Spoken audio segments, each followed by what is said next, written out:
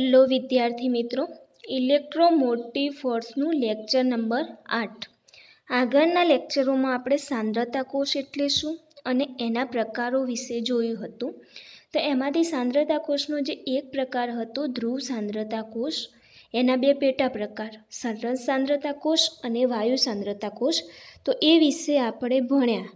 તો આજનું જે લેક્ચર છે એમાં બીજો પ્રકાર હતો આપણો વિદ્યુત વિભાજ્ય સાંદ્રતા કોષ, અને એના પણ બે પ્રકાર હતા, એક નિર્ગમન સિવાયનો સાંદ્રતા કોષ અને બીજો નિર્ગમન સાથેનો સાંદ્રતા કોષ.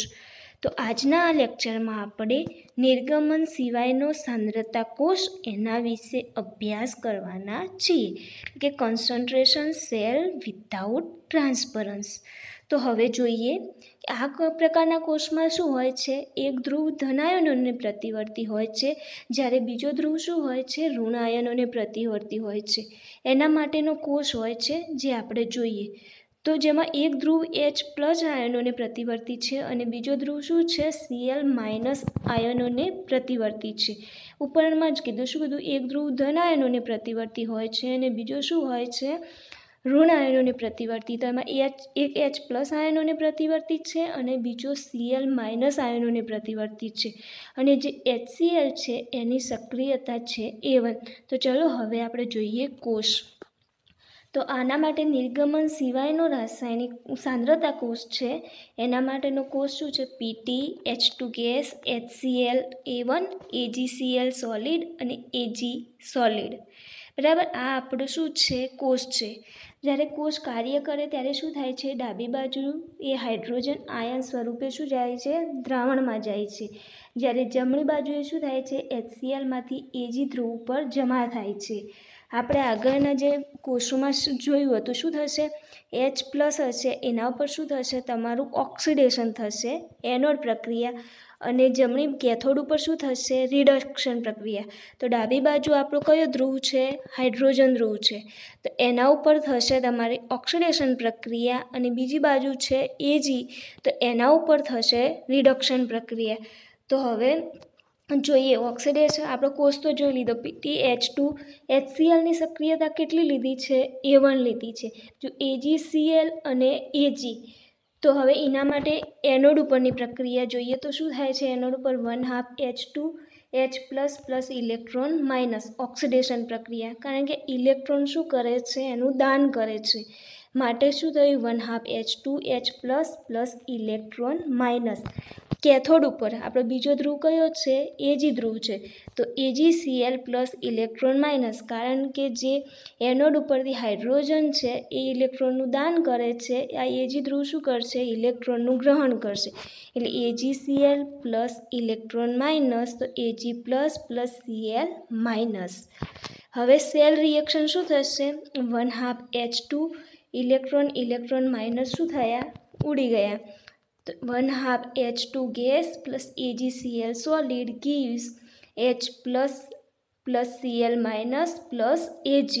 તો H++ Cl- એક્વા સોલ્યુશન, તો શું થયું, 1/2 H2 AgCl, તેમાંથી Ag HCl, અને HClની આપણા ધ્રુવમાં જ HClની સક્રિયતા આપણે કેટલી લીધી છે, A1. તો HCl શું થયું, A1. તો કોષ કયો હતો, જોયું, PT, H2 ગેસ, HClની સક્રિયતા A1 લીધી છે, AgCl અને Ag.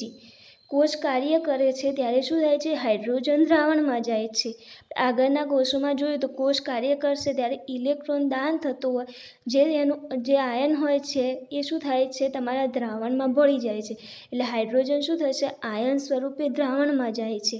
જ્યારે જમણી બાજુમાં શું થાય છે, AgClમાંથી Ag છૂટો પડે છે અને એ ધ્રુવ ઉપર જમા થાય છે, એટલે કે એના ઉપર રિડક્શન થાય છે. તો એનોડ અને કેથોડ ઉપરની પ્રક્રિયાઓ, એટલે કે ઓક્સિડેશન અને રિડક્શન પ્રક્રિયાઓ લખી. તો ઓક્સિડેશનમાં 1/2 H2 gives H++ electron minus, અને કેથોડ ઉપરની રિડક્શન પ્રક્રિયા, તો AgCl+ electron minus gives Ag++ Cl minus. એની રેડોક્સ પ્રક્રિયા, તો કે સેલ રિએક્શન લખીએ તો શું થયું, 1/2 H2 AgCl, તો Ag++ Cl માઇનસ અને Ag, H++ Cl માઇનસ એટલે શું થયું, HCl, તો 1/2 H2 AgCl Ag, તો HCl અને HClની સક્રિયતા કેટલી છે A1, તો લખાઈ ગઈ HClની સક્રિયતા A1. હવે આ કોષનો EMF એટલે કે નળ-નષ્ટ સમીકરણનો શું કરવાનો છે, ઉપયોગ કરવાનો છે. તો કઈ રીતે લખશું, E1 = E01, પહેલો કોષ છે એટલે E1 = E01 - RT/F ln AAG HCl upon AH2 1/2 × AgCl. એ કઈ રીતે લખાયું, આપણને ખબર જ છે કે શું કરવામાં આવે છે, પ્રક્રિયકોની સાંદ્રતા નિપજોની સાંદ્રતા ભાગ્યા પ્રક્રિયકોની સાંદ્રતા. તો એમાં શું થશે, AAG × AHCl, આ જે AAG × AHCl જે ઉપરના ભાગમાં આવશે અંશમાં નિપજોની સાંદ્રતા, H2 1/2 છે તો AH2 1/2 × AAgCl. આખો આપણો શું થઈ ગયો કોષ, આ પ્રક્રિયકોની સાંદ્રતા અને આ નિપજોની સાંદ્રતા. તો એ જ વસ્તુ અહીંયા લખી છે કે પ્રક્રિયકોની સાંદ્રતા ભાગ્યા શું કર્યું, નિપજોની સાંદ્રતા ભાગ્યા પ્રક્રિયકોની સાંદ્રતા. તો E = E0 RT/F ln AG × AHCl જે નિપજોની સાંદ્રતા ભાગ્યા AH2 1/2, કારણ કે શું છે 1/2 H2 છે તો H2 ની ઘાત ક્યાં ગઈ, H2 ની ઘાત થઈ ગઈ તો AH2 1/2 × AAgCl. તો E10 - RT/F ln A1, જે આખું પદ છે AAG × AHCl upon AH2 1/2 × AgCl. આ પદ બરાબર આપણે શું ધારી લીધું, A1. તો અહીંયા શું લખાઈ ગયા, A1. તો આપણને પહેલા કોષ માટેનું મળ્યું શું, નળ-નષ્ટ ઇક્વેશન એટલે કે કોષનો EMF E1 = E10 - RT/F ln × A1. હવે આગળ જોઈએ તો ઉપરના કોષમાં HClની સક્રિયતા, આપ જે ઉપરનો કોષ લીધો હતો એમાં HClની સક્રિયતા શું લીધી હતી, A1. હવે આપણે જે બીજો કોષ લઈએ છીએ એમાં HClની સક્રિયતા શું લેવામાં આવે છે, A2. પહેલાં જ તમને ક્વેશ્ચન થશે કે સાંદ્રતા કોષમાં શું હોય છે, ધ્રુવો સમાન હોય છે પરંતુ સાંદ્રતા શું હોય છે, જુદી જુદી. તો તમને એમ થયું હશે કે આ કોષમાં એવું કેમ નથી, કારણ કે સાંદ્રતા કોઈ જુદી લીધી નથી અને એના ધ્રુવો એક H છે અને Ag છે, એવું કેમ. તો હવે એનો ક્વેશ્ચન આ કે પહેલાં કોષ લીધો, આપણે પહેલો કોષ લીધો એમાં HClની સક્રિયતા શું હતી, A1 હતી. હવે બીજો કોષ લીધો એમાં HClની સક્રિયતા શું છે, A2 છે અને ધ્રુવો તો શું છે, સમાન જ છે. પહેલાંમાં હાઇડ્રોજન અને Ag ધ્રુવ હતો, આ બીજો કોષ લીધો છે એમાં પણ હાઇડ્રોજન અને Agનો ધ્રુવ છે, પરંતુ પહેલાંમાં સક્રિયતા A1 હતી અને બીજામાં સક્રિયતા શું છે, A2 છે. એટલે મતલબ આ સાંદ્રતા કોષનો જે નિયમ છે કે એમાં ધ્રુવો સમાન હોય પરંતુ એની સક્રિયતા એટલે કે સાંદ્રતા જુદી જુદી હોય છે, એ નિયમનું પાલન થાય છે. તો આપણે બીજો કોષ લીધો એમાં સક્રિયતા શું છે, A2 છે. તો P2H2 gas HCl A2 × AgCl અને Ag, આ શું થયો આપણો બીજો કોષ. પહેલા કોષમાં એ જ હતું P2H2 ગેસ HCl, ખાલી સક્રિયતા શું હતી, A1 હતી. આમાં સક્રિયતા શું છે, A2 છે. હવે સમીકરણ 2 મુજબ કોષ પ્રક્રિયા નીચે મુજબ લખી શકાય. તો આપણું સમીકરણ 2 શું હતું એ આપણે હવે જોઈ લઈએ. તો આ સમીકરણ હતું આપણું 2. એમાં એનોડ ઉપરની પ્રક્રિયા અને કેથોડ ઉપરની પ્રક્રિયા. તો એમાં શું છે, તમારા ધ્રુવો તો સમાન જ છે. તો એનોડ ઉપરની પ્રક્રિયા શું થશે, 1/2 H2 gas H++ electron minus થશે એ ધ્રુવ માટે પણ, અને કેથોડ ઉપરની પ્રક્રિયા AgCl plus electron minus gives Ag++Cl minus, reduction પ્રક્રિયા એ જ થશે. એનું સેલ રિએક્શન શું મળશે, 1/2 H2 gas plus AgCl H++Cl minus plus Ag. તો આપણને સેલ રિએક્શન શું મળ્યું હતું, 1/2 H2 gas plus AgCl, Ag gives HCl. અહીંયા કોષમાં HClની સક્રિયતા A1 હતી એટલે આપણે શું લખ્યું હતું, A1. હવે બીજો જે આપણે કોષ લીધો છે એમાં HClની સક્રિયતા કેટલી છે, A2. તો એ ઉપરના સમીકરણ મુજબ એનોડ અને કેથોડની રિએક્શનો લખવાની જરૂર નથી, પણ જે ઉપરનું સમીકરણ હતું એમાં ફરક કેટલો છે કે ધ્રુવ તો સમાન જ છે. એટલે તમારી ઓક્સિડેશન અને રિડક્શન એટલે કે એનોડ અને કેથોડ ઉપરની પ્રક્રિયાઓ શું થશે, સેમ થશે, પરંતુ સક્રિયતા શું છે, ખાલી અલગ છે. પહેલામાં HClની સક્રિયતા A1 હતી અને બીજામાં HClની સક્રિયતા શું છે, A2 છે.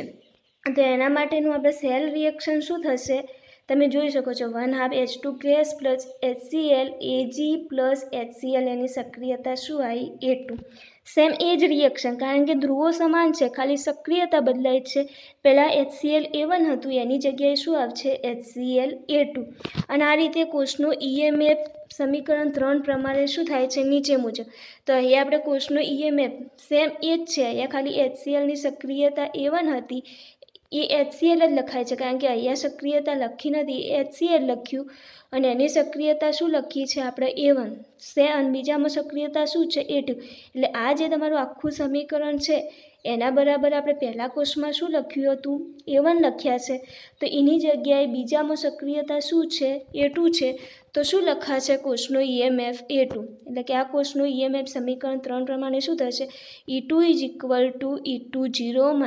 RT/2F ln A2 આ વસ્તુ ક્લિયર કરી લેજો કારણ કે પહેલા ઇક્વેશનમાં બંનેમાં શું છે વિદ્યુત ધ્રુવો સમાન છે એનોડ અને કેથોડ ઉપરની પ્રક્રિયાઓ તો સેમ જ થશે પરંતુ પહેલામાં HClની સક્રિયતા A1 છે માટે અહીંયા તમારું A1 આવ્યું અને બીજામાં HClની સક્રિયતા A2 છે એટલે અહીંયા શું આવશે HCl A2 હવે પહેલા કોષનો EMF લખ્યો હતો જ્યારે સમીકરણ એક જ છે પણ પહેલાંની સક્રિયતા A1 છે એટલે જેમાં તમારું આખું પદ હતું એના બરાબર શું ધારી લીધા છે તમે A1 તો બીજા પદમાં સક્રિયતા A2 છે એટલે જે આખું પદ હશે એના બરાબર શું ધારી લઈશું A2 તો કોષનો EMF શું થશે E2 E2 0 RT/2F ln A2 આ સમીકરણ કયું આવ્યું 6 નંબર બંનેમાં ધ્રુવો સમાન છે તો ઓક્સિડેશન રિડક્શન પ્રક્રિયાઓ સમાન થશે પણ જ્યાં સક્રિયતા એડ થતી હશે પહેલા કોષ માટે A1 થશે અને બીજા કોષ માટે શું થશે A2 થશે સેલ રિએક્શનમાં અને નરનસ્ટ સમીકરણનો ઉપયોગ કરીશું એટલે પહેલા માટે E1 E10 RT/2F ln A1 થશે અને બીજા કોષ માટે E2 E20 RT/F ln શું થશે A2 થશે હવે સમીકરણ 1 અને 4માં દર્શાવેલો જે કોષ છે એનું શું કરવાનું આવે છે વિરોધી જોડાણ કરવાથી નિર્ગમન સિવાયનો વિદ્યુત વિભાજ્ય કોષ બનશે હવે વિદ્યુત વિભાજ્ય કોષ આપણે બે પ્રકાર ભણ્યા હતા એક વિદ્યુત રાસાયણિક કોષ અને બીજો શું હતો વિદ્યુત વિભાજ્ય કોષ તો વિદ્યુત રાસાયણિક કોષમાં શું હતું એનોડ ઋણ હતો અને કેથોડ ધન હતું જ્યારે વિદ્યુત વિભાજ્ય કોષમાં શું હોય છે એનોડ ધન હોય છે અને કેથોડ ઋણ હોય છે એટલે કે વિદ્યુત રાસાયણિક કોષ કરતાં વિદ્યુત વિભાજ્ય કોષ વિરોધી હોય છે એટલે અહીંયા આપણે મેઇન પ્રકાર કયો છે વિદ્યુત વિભાજ્ય કોષ અને એનો પેટા પ્રકાર છે નિર્ગમન સિવાયનો સાંદ્રતા કોષ વિદ્યુત વિભાજ્ય સાંદ્રતા કોષ છે એનો પેટા પ્રકાર શું છે વિદ્યુત વિભાજ્ય સાંદ્રતા કોષ તો એમાં શું હોય છે પહેલામાં એનોડ ઋણ હોય છે જ્યારે વિદ્યુત વિભાજનમાં એનોડ ધન હોય છે આ નિયમનું પણ પાલન થવું જોઈએ તો શું થશે આપણે જે બે કોષ લીધા છે એકમાં સક્રિયતા A1 વાળું અને બીજામાં સક્રિયતા A2 વાળું તો આ બે કોષનું શું કરીશું વિરોધી જોડાણ કરીશું એટલે જે એનોડ પહેલામાં એનોડ શું થશે ધન થશે ઋણ થશે અને બીજામાં એનોડ શું થશે ધન થશે એટલે વિદ્યુત વિભાજનની જે ડેફિનેશન છે કે એમાં એનોડ ધન હોય એ નિયમનું પાલન થશે તો આપણા જે બે કોષ હતા પહેલો કોષ કયો હતો P2H2 gas HCl A1 AgCl અને Ag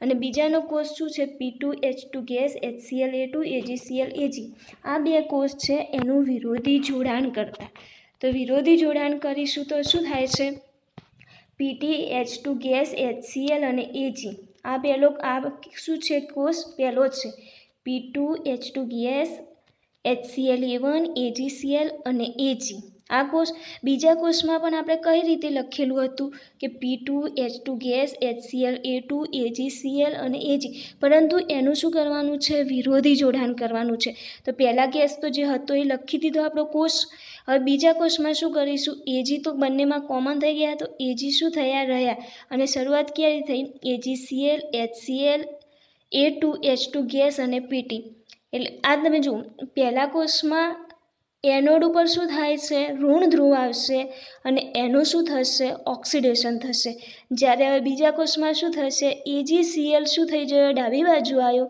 એટલે એનોડ શું બનશે ધન બનશે અને કેથોડ શું થશે ઋણ થશે હવે શું થયું હતું, પહેલાંમાં શું હતું, આપણે કોષની પ્રક્રિયા લખી એટલે એનોડ ઉપર શું થતું હતું, ઋણ ધ્રુવ હતો. જ્યારે અહીંયા એનું વિરોધી જોડાણ કર્યું, AgCl Ag આવ્યો એટલે AgCl Agમાં રિડક્શન થાય છે અને શું થાય છે, ધન થાય છે. તો અહીંયા AgCl HCl એટલે આ જે તમારો કોષ થશે એમાં શું થશે, એનોડ થશે, પણ પ્રક્રિયા કઈ થશે, ધન થશે, અને હાઇડ્રોજન ઉપર રિડક્શન થશે અને એની પ્રક્રિયા શું થશે, ઋણ થશે. જ્યારે આ કોષમાં શું થશે, એનોડ ઉપર ઓક્સિડેશન થશે, એ ઋણ થશે, અને આ શું થશે, તમારું રિડક્શન થશે કેથોડ ઉપર અને ધન બનશે. અહીંયા શું થશે, એનોડ ઉપર પ્રક્રિયા થશે અને એ ધન બનશે, અને કેથોડની પ્રક્રિયામાં શું થશે, ઋણ થશે. એટલે જે વિદ્યુત વિભાજનનો કોષ હતો એમાં શું હતું, એનોડ ધન આવે છે અને કેથોડ ઋણ આવે છે. જ્યારે વિદ્યુત રાસાયણિકમાં શું હોય છે, એનોડ ઋણ હોય છે અને કેથોડ ધન હોય છે. પરંતુ આ વિદ્યુત વિભાજ્ય કોષ છે એટલે માટે શું કરવું પડ્યું, જે આપણે બે કોષ લીધા હતા એનું શું કર્યું, વિરોધી જોડાણ કર્યું. હવે આ કોષમાં થતી પ્રક્રિયા ધ્યાન રાખજો, વિરોધી જોડાણ કરશું એટલે એક કોષ સીધો લખાશે અને બીજો કોષ શું લખાશે, ઉલટો લખાશે. હવે આ કોષમાં થતી પ્રક્રિયા એટલે સમીકરણ 2માંથી શું કરવાનું છે, સમીકરણ 5 બાદ કરવાનું છે. એટલે બે સમીકરણ આપણે લખ્યા છે, કયું છે, 1/2 H2 gas plus HCl gives Ag plus HCl A1. હવે જોઈએ, આપણે પ્રક્રિયાઓ લખી હતી એમાં એક સમીકરણ આપણું આ હતું, 1/2 H2 ગેસ AgCl Ag અને HCl A1. એક આ ઇક્વેશન હતું અને બીજું ઇક્વેશન શું હતું, 1/2 H2 gas plus HCl Ag અને AgCl. સમીકરણ 1 A1 સક્રિયતાવાળું અને સમીકરણ બીજું A2 સક્રિયતાવાળું. સમીકરણ 2માંથી શું કરવાનું છે, સમીકરણ 5 બાદ કરવાનું છે. પરંતુ આમાં તમને એમ થશે કે ઇક્વેશન પહેલાંમાં પણ 1/2 H2 gas AgCl Ag HCl A1 હતું, એનું એ જ equation 1/2 H2 gas AgCl Ag gives શું હતું, HCl A2 હતું, એનું એ હતું. પણ અહીંયા આપણે કોષ શું કર્યો છે, એક કોષ સીધો રાખ્યો છે અને બીજા કોષનું શું કર્યું છે, વિરોધી જોડાણ કર્યું છે. એટલે એનોડ ધન થઈ ગયો છે અને કેથોડ ઋણ થઈ ગયો છે. તો ઇક્વેશનમાં પણ શું થશે, ચેન્જ થશે. તો 1/2 H2 gas AgCl gives Ag HCl આ પહેલા કોષ માટેનું, અને એનું વિરોધી જોડાણ કર્યું છે. તો પહેલાં શું આવશે, Ag plus HCl A2 1/2 H2 gas અને Ag. એટલે એનોડ કેથોડ થઈ ગયો અને કેથોડ એનોડ થઈ ગયો. આપણે પહેલાં કીધું હતું કે એમાં શું હશે કે એનોડ કેથોડ થશે અને કેથોડ એનોડ થશે. વિદ્યુત રાસાયણિક કોષ અને વિદ્યુત વિભાજ્ય કોષનો આ જ મેઇન ડિફરન્ટ હતો. તેમાંથી હવે ઉડતે શું છે, 1/2 H2 ગેસ 1/2 H2 ગેસ ઉડી ગયા, Ag ઉડી ગયા, AgCl ઉડી ગયા. તો વધી છું HCl A2 વધ્યા અને આ બાજુ શું વધે છે, HCl A1. એટલે A2 સક્રિયતામાંથી શું A1 સક્રિયતામાં આયનોનું શું થશે, વહન થશે. આ વસ્તુ બે કોષનું શું કર્યું, વિરોધી જોડાણ. સાંદ્રતા કોષમાં શું હોય છે કે ધ્રુવો સમાન હોય છે, સક્રિયતા અલગ. તો પહેલા કોષમાં આપણે A1 સક્રિયતા લીધી, બીજામાં શું લીધું, A2 સક્રિયતા. એ વિદ્યુત વિભાજ્ય કોષ છે તો એમાં એનોડ ધન હશે અને કેથોડ ઋણ હશે. તો જે આપણે બે કોષ લીધા એનું શું કર્યું, વિરોધી જોડાણ કર્યું. એના માટેની કુલ કોષ પ્રક્રિયાઓ લખી દો, 1/2 H2 gas plus AgCl AgS plus HCl. અને બીજી પ્રક્રિયાનું વિરોધી જોડાણ કર્યું તો શું થઈ જશે, જે એનોડ ઉપરની પ્રક્રિયા તે કેથોડમાં અને કેથોડની પ્રક્રિયા શું થઈ, એનોડમાં. તો Ag plus HCl 1/2 H2 gas plus AgS. જે ઉડતું હોય ઉડાડી દીધું તો છેલ્લે આપણને શું મળે છે, HCl A2 gives HCl A1. એ આપણું સમીકરણ નંબર 7 આવ્યું. હવે કોષનું શું કરવાનું છે, કુલ EMF. તો E = E1 - E2. તો આપણે જે કોષનું EMF કરવાનો છે તો અહીંયા ઇક્વેશનમાં શું મળ્યું હતું, E1 = E10 - RT/F ln A1 અને E2 માટે મળ્યું હતું E20 - RT/F ln A2. તો કોષનું કુલ EMF કરીશું તો શું થશે, કોષના કુલ EMF માટે E = E1 - E2.